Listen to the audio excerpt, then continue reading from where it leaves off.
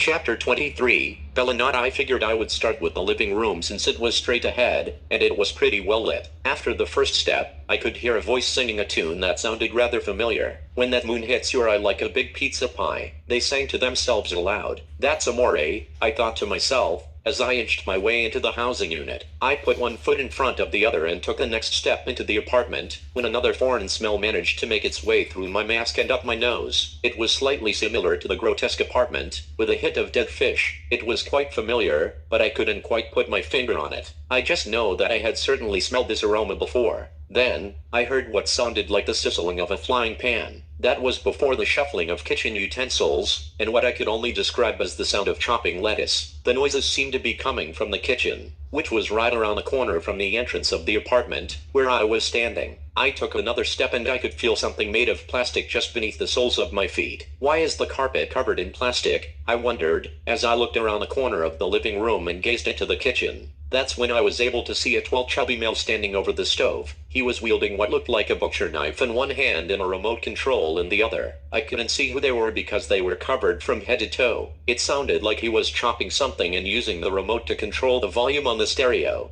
They continued singing and dancing to the song, That's Amore, while they prepared a meal for someone. His voice sounded like that of a child's. It was strange given his size, and the song isn't normally sung with a soprano tone. He had on a hairnet, along with a mask and goggles to boot. On top of that, the white apron that looked like it was covered in what I could only hope was spaghetti sauce, on what should have been a smock. As the unknown assailant flailed his arms around, I noticed he was also wearing a large pair of gloves that extended across the forearm and to the elbow. I couldn't tell what material it was made out of, but it had a slight glimmer when the moon reflected off it. I assumed it was made out of some sort of metal. The pattern of steel rings linked together reminded me of the chainmail armor that my father had stored in our basement. I hope you're hungry, the butcher shouted, making me turn and look around to see who he was talking to. For a brief second, I thought the butcher had seen me. I backed up against the wall and I noticed that there was a man sitting on a chair across on the other side of the living room. I slowly put the cuffs into the side pockets of my cargo pants, when I realized that the butcher wasn't talking to me. He was actually talking to the lifeless body that I saw, sitting upright in a chair on the other side of the room.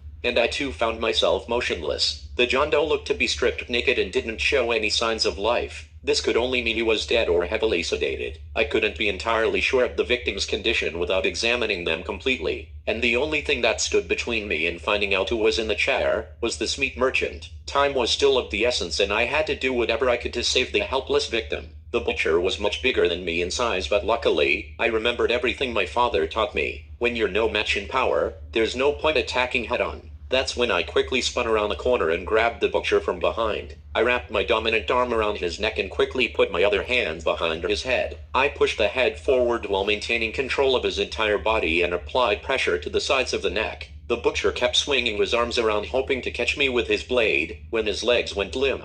I continued to cut off the circulation of blood to the brain for a few more seconds, until he eventually passed out. He fell to the floor unconscious and ripped the mask off his face, exposing his identity to the bodicum on my vest. When I looked at him, I could see that it was the salamander from the meat marketing district. I didn't recognize him because he had on his protective gear. That's why the music sounded so familiar. Outside your typical mobster movie, that deli had the same song playing when I went into that store too. Once I came to grips with what I discovered, I had to assume it was all connected and gather whatever information I could. I handcuffed the butcher, salamander, to a steaming hot radiator in the kitchen. I stepped over his body, as it lay there still with his tongue hanging out of his mouth, and shut off the stove. Then, I moved over to the locked window. I opened it as fast as I could, letting some of the dead flesh that was still coming from the heated frying pan out the window. That's when I noticed a blood-stained hammer next to a cleaver and machete with pieces of what looked like muscle on it. They were both lying on the table next to the briefcase, while the butcher remained sleeping silently on the kitchen floor with one arm cuffed to the heater. I picked the case that was still closed and required a key, which I didn't see anywhere.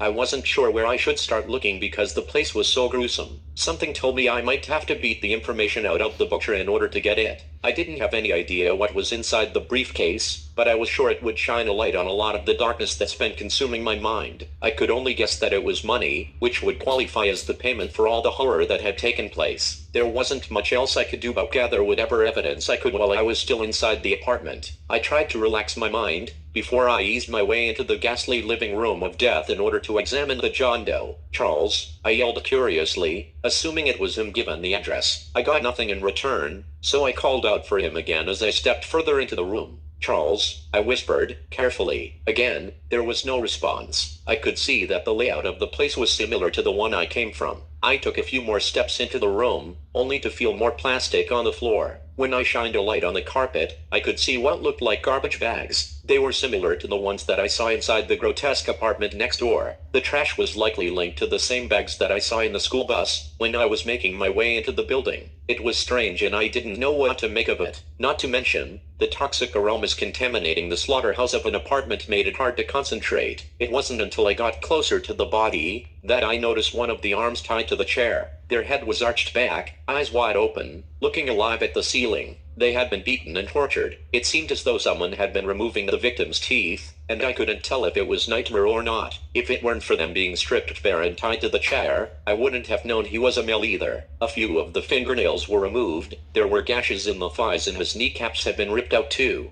The face had been so disfigured it was damn near impossible to tell just by looking at them. Who could have done such a thing? I thought to myself, examining the corpse more closely. What could this person possibly have done to deserve such treatment? I wondered, as the butcher became the first name to mind. Still, due to the excessive damage to the kneecaps, it could have also been the work of Napoleon. I couldn't be sure it was either of them just yet. I continued to examine the body and noticed that the same hand with the missing fingernails had the fingerprints burned off too. I went to check the other hand and the left one had been removed completely. The hand tattoo listed in the database couldn't be confirmed, nor could the identity of the body. The amputation went so high up the left arm, the tattoo on his inner wrist couldn't be confirmed or denied either. There was a sheet of skin missing on the right bicep, where the sergeant stripes were supposed to be too. It had a large chunk of flesh missing and the size of the wound matched the description in the computer at home as well. This began to look like more than an interrogation. I couldn't help but think someone was trying to conceal his identity before they went about disposing of the body. The only thing that didn't line up with my assumption was the victim's throat being cut. The wound looked fresh, and the blood was still leaking from the opening to his throat. It was seeping out the side of his neck slower than molasses. At this point, he was almost completely drained. The plasma that covered his body was mixed with both dried up and fresh blood. I could only assume that one of the two possible suspects were in the process of torturing the victim and cut his throat in a hurry. My best guess was that Grace startled them with her presence. Napoleon was indeed the prime suspect. Given his MO, it looked like Charles' knees had been ripped out altogether. I also saw him receive the briefcase outside from the rooftop, and I don't think it was his doing, based on the timing. It was more likely that the butcher was there to interrogate and dispose of the body, with the briefcase as the payment for the devilish deed. When I looked out the open window to see if there was anyone outside or around the area, I didn't see anyone. All I saw were a bunch of tents and stained mattresses out in the back lot. There were fresh footprints in the snow surrounding the tents, but I didn't see anyone around.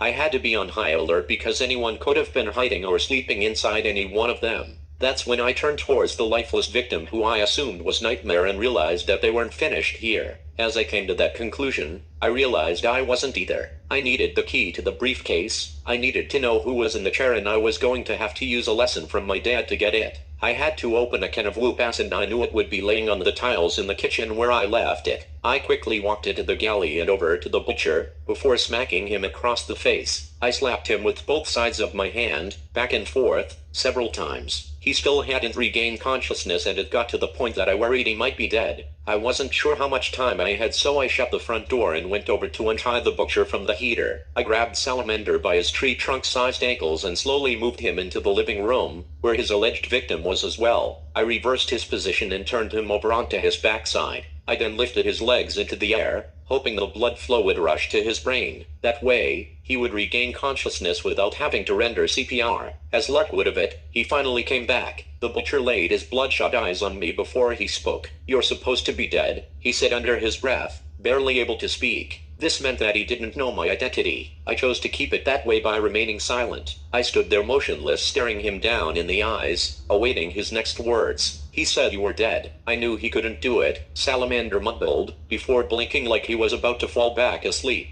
"Who's in the chair?" I yelled, acting like I didn't know the answer already. "You're not Bertie," Salamander snickered with disappointment, as he looked away and closed his eyes again. "Who's in the chair?" Exclamation point. I yelled louder, when he dared to mention my father by name. Who are you? Salamander responded by answering my question with a question of his own. I'm asking the questions, I yelled, as I grew angry enough to slam a revolving door. And you're going to tell me everything I want to know, I added, in the deepest voice I could, without raising my voice any louder. I'm not telling you shit, the butcher responded, with a sinister grin that exposed the gold caps on his teeth, before his eyes began to close again. I knew the butcher was in no position to defend himself. I was able to wind up like I was going to pitch a fastball in the final inning. Just before hitting him so hard, the chubby in his cheek made a wave motion across his face. You're going to tell me everything I want to know, I repeated, with the utmost certainty and my right hand throbbing. I'm not. Salamander tried to say something I couldn't understand, before I cocked my leg back and shot it forward. I created enough momentum for my foot to loosen a few teeth in his mouth from the kick to his face. He replied with sheer pain in his voice as he struggled to breathe. He even spit out some blood, along with his once gold-plated tooth, when I walked over to him and put my foot on his chest. Who's in the chair? I asked calmly, hoping he would be willing to comply following his apprehension. Fuck you, Salamander said, with a phlegm-filled cough, as I put more pressure on his chest and repeated the question. Who is in the chair? I asked again, this time increasing the pressure I've already applied to him. The butcher began coughing as he tried to speak and realized that he couldn't breathe. I released my foot off his chest and I asked him again, who is in the chair, with the deepest voice I could find, as I stomped on his ribs hoping one would crack. Charles, it's Charles, he muffled, trying to catch his breath and struggling to speak. Charles who? I screamed, before adding, I'm not going to ask you again, Conklin, he pointed out while coughing up the blood that shot up in the air and landed back on his face. How do you know, Bernie, I asked, pushing my foot further down into his chest. Ow, the butcher screamed. Answer me, I yelled, as I twisted the heel of my boot and dug it deeper into his diaphragm. Wow, you look just like him, the butcher answered, while choking on whatever came up from within.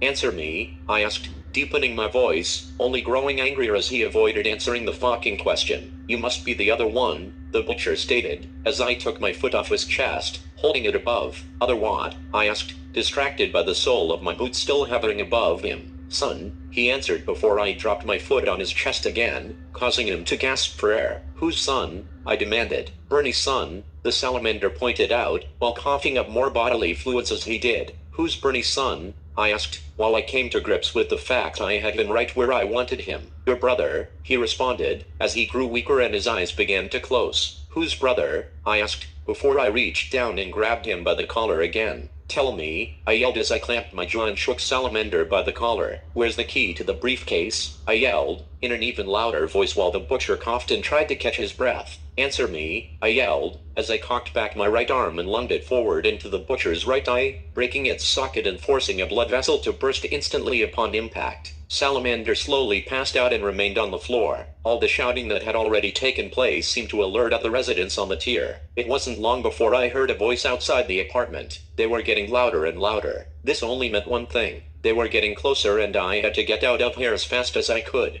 The only option seemed to be the living room window, which was only a few feet in front of me. All of a sudden, I could hear the door open and someone whisper behind me, "You're supposed to be dead." My eyes bulged from their sockets in shock. I couldn't do anything but blink, while my eyes began to burn even more from the toxicity in the air. It appeared someone had entered the room and they also got the drop on me. I slowly turned around to see who it was, and there was Napoleon, standing in the doorway with his bat pointed at me.